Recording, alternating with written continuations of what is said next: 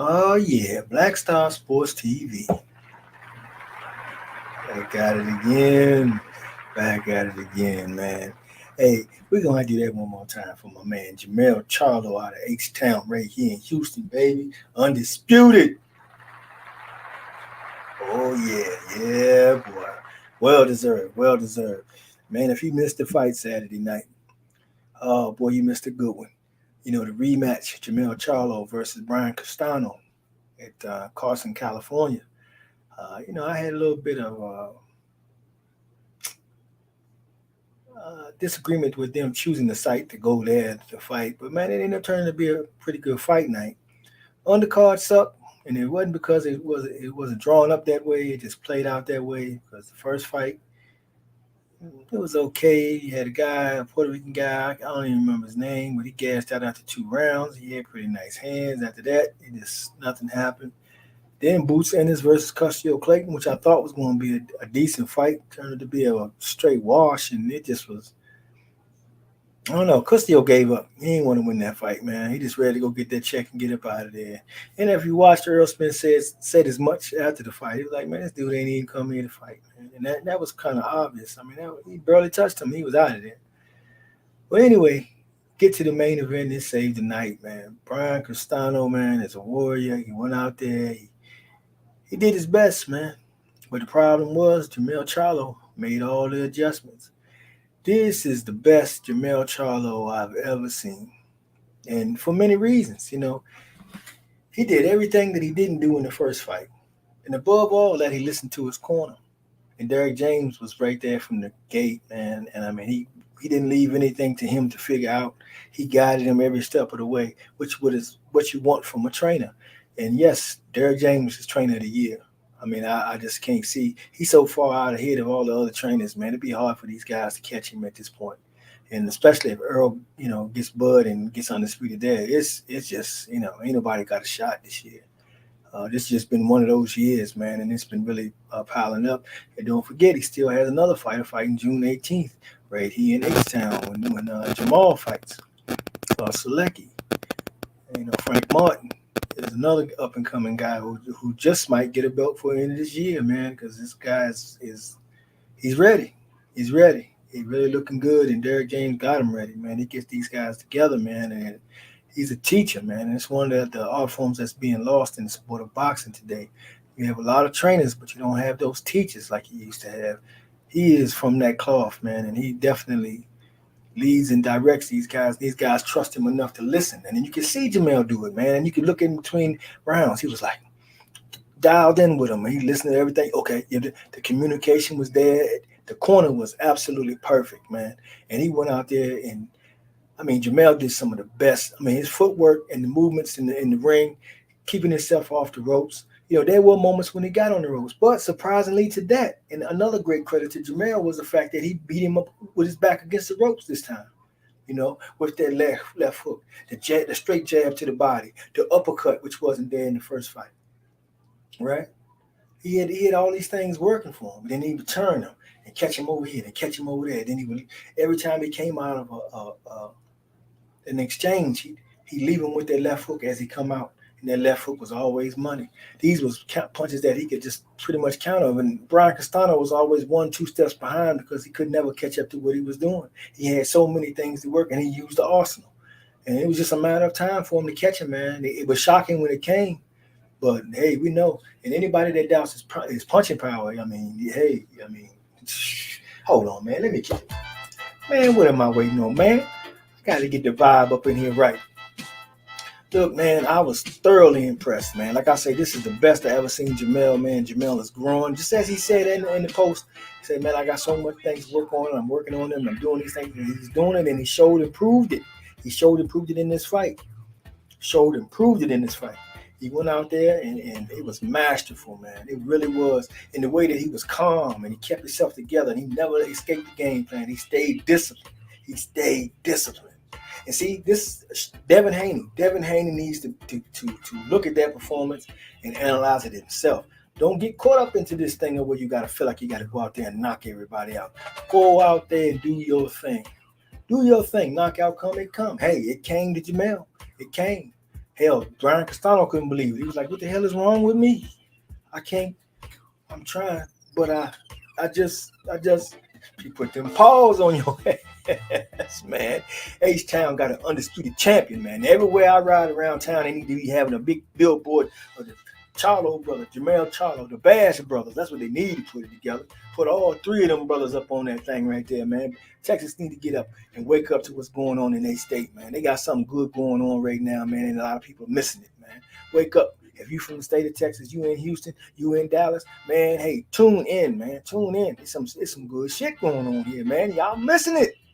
And boys putting in good work, man, and they making a statement. They making a name for themselves, and history is going down. I mean, hey, man, Hall of Fame guaranteed already. He got it. He already in there.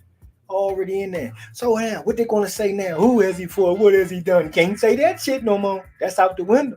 Pound for pound, he not on the price. Oh, he on that motherfucker now. He better be on it now. If he ain't on your pound for pound list, then your pound for list ain't shit. That's just what it is. The man went through the whole fucking entire division. He laid them all out, took all the champs' belts. Took all of them belts. He ain't be the guy who had 3 and get them, and then all of a sudden I'm undisputed. No, he each and every one, you give me your shit. You give me your shit. You give me that shit. Give me my shit. You know what I'm talking about? That's what I'm talking about, man. That's the way to go do it, man. That's how you get undisputed. That's the way.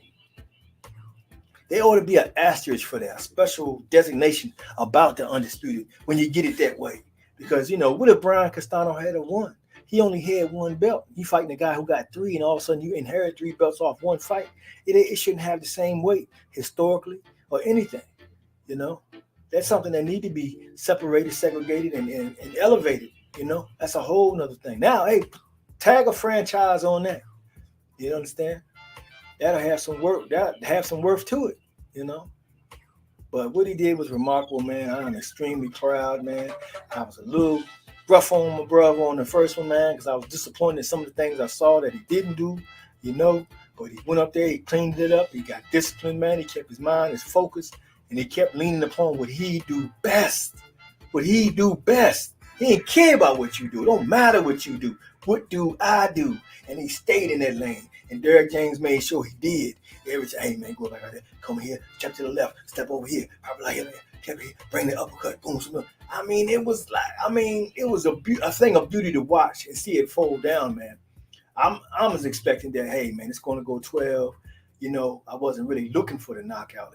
And so Jermell was the same way, but hey, man, he shot that left hook, pow, and it right on the temple, man, and shit, everything circuit, man, and my man, Brian Castano ain't never been knocked down before, never been knocked out. He was like, what the hell? You could see the confusion in his face. He was like, oh man, and the ref took his time stopping it, but I thought at first, I said, man, he should have went on and stopped it sooner. It could have been the stop.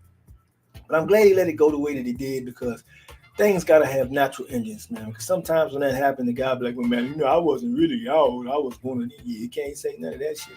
And like a soldier, Brian Castano said, hey, man, congratulations. He got the win. He did what he had to do. And hey, he hit me. And hey, he hit me again. And hey, that's where things go. Hey, man, salute to you, good brother. And that's good to see. But don't think that Brian Castano's career is done or he is finished by any means. When Jermell, I'm thinking Jermell's probably going to go to 160, because I heard that Jamal said something about after the Majek Selecki fight, he's going to 168, which puts him right in the backyard of Canelo.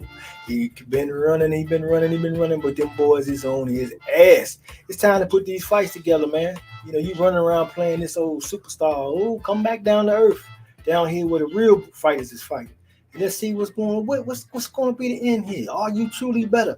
Is Andrade a horrible fighter, as you say?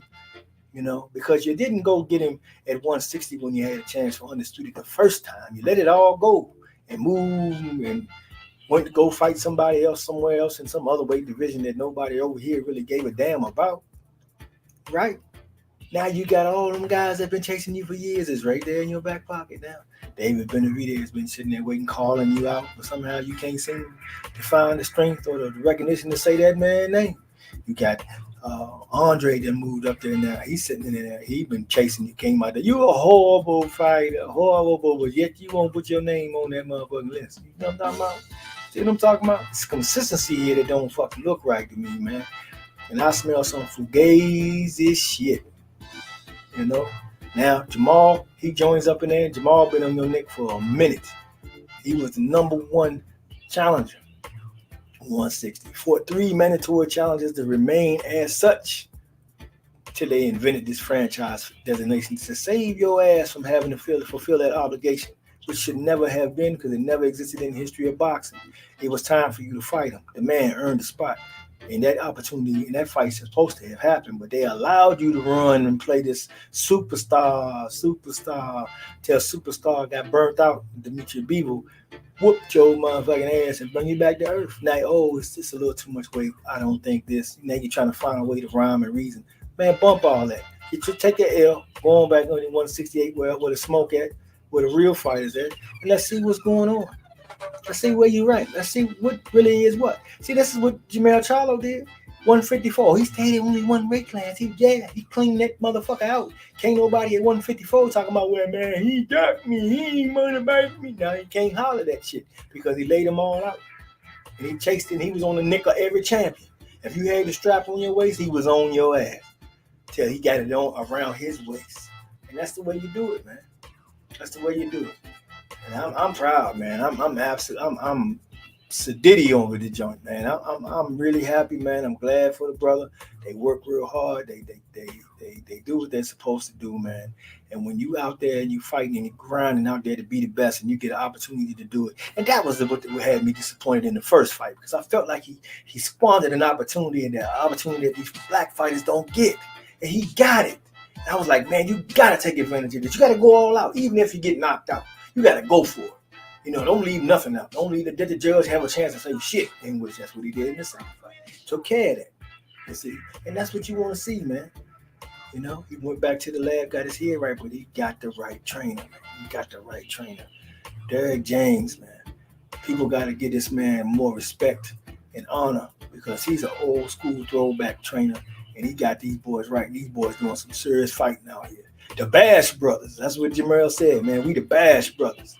Yeah, Jamal, and Earl Spence, all out of the state of Texas, man, but out here putting it on these boys, man, making it hard on them, man, putting it hard on them, man. You know what I'm saying? So let's see what happens, man. But and what's going on with Earl Spence in this Bud Crawford situation, man? I understand it's an offer being made, but they're feeling like it's a little low. It's the initial offer. Okay, boom, what do you want? You rebuttal. Let me know something. Let's get to talking. Let's get it going because I can't hear nothing now. You quiet. You ain't talking about Jermell after that motherfucking knockout, is you? You ain't talking about I'm going to 154. You don't want no that. I tried to tell you before. I don't know what the hell is wrong with you.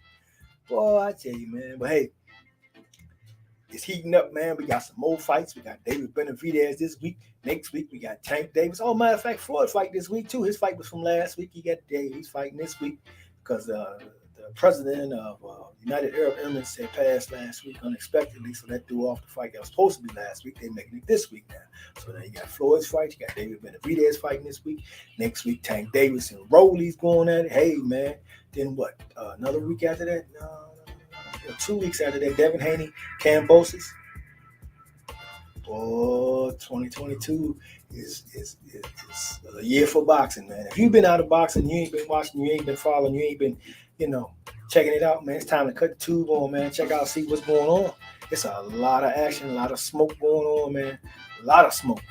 And we ain't done yet because the biggest one could be yet to come. Earl Spence, Bud Crawford. What's up? Man, it's got to happen, man. But, just like Jermell, man, Earl been grinding on this thing undisputed for a number of years, and he been chasing it. And boxing did not lay down to give him the opportunities, man. But it's time now for boxing to come together. Everybody put the pressure. Let's get this fight happening, man. 5 years, everybody been talking about this fight. It's the biggest fight in boxing. Let's get it, man. Ain't no this about all the money. I don't want to hear none of that dumb shit. It's time for the fight. Bud Crawford, you 34, 35, I don't want to hear them about I'm old. I don't care about none of it. Whatever they offer you, man, look here. Maximize the deal, whatever y'all got to do to get the figures, at least in the ballpark figure. It got to be something different no matter what. But this is a historical fight, a fight that needs to take place, a fight that's going to take any one of you guys and make you the number one pound fighter in the world, bar none. Canelo, whatever, you can think what you want to think. It is what it is. Those are the best fighters. Their style beats anybody out here, and they done fought all the styles. Only one guy, Canelo, cannot beat all the styles. He hasn't proven that he ever can do that. So, hey, man, how can you be the number one pound-for-pound fighter, and then you won't fight these guys that everybody want to see you fight? How can we validate you as the pound-for-pound when you don't do that? That's what the whole thing was invented for, right? Hey, this little frustration that fans like myself have about the sport of boxing all can be cleared up when they put these cats in the ring. And that's the beauty of it, man. So, hey, man, stay tuned to Black Star Sports TV, man. I'll be coming back, getting back in this thing, man, because this boxing is heating up. I'm going to heat up, and I'm going to come on here and chat, but I got to chat all day long on that. You understand? So, hey, check out Black Star Sports TV, man. But right now, Jermell Charlo Undisputed 154, baby, is what it is, man. I'm loving it, man. I think I'm going to do Jermell Charlo right here. Should I put it over here? Should I make it up there or over here or something over here? I don't know. I'm going to figure it out. But he got to get on up here, man. I got to get my boys up here, man. I got Deontay up here. So I got to get my boys up here, man. Represent, you know what I'm saying. So it is what it is. Don't take no offense if you're offended. It's just what it is. Undisputed, baby. 154. That's what I'm talking about, man. Let me calm myself down. But hey, man, everybody have a blessed day. Thanks for stopping by, checking out Black Star Sports TV. If you haven't subscribed, please subscribe to the channel. Hit the notification bell because, hey, man, Black Star get on here when he wants to, man. And I'm going to come through here and I'm going to talk what I got to talk, say what I got to say each and every day. So, hey, big respect to everybody. Black Star Sports TV, man. And I am, let me see. I don't know. Am I not? Yeah. I'm out of here.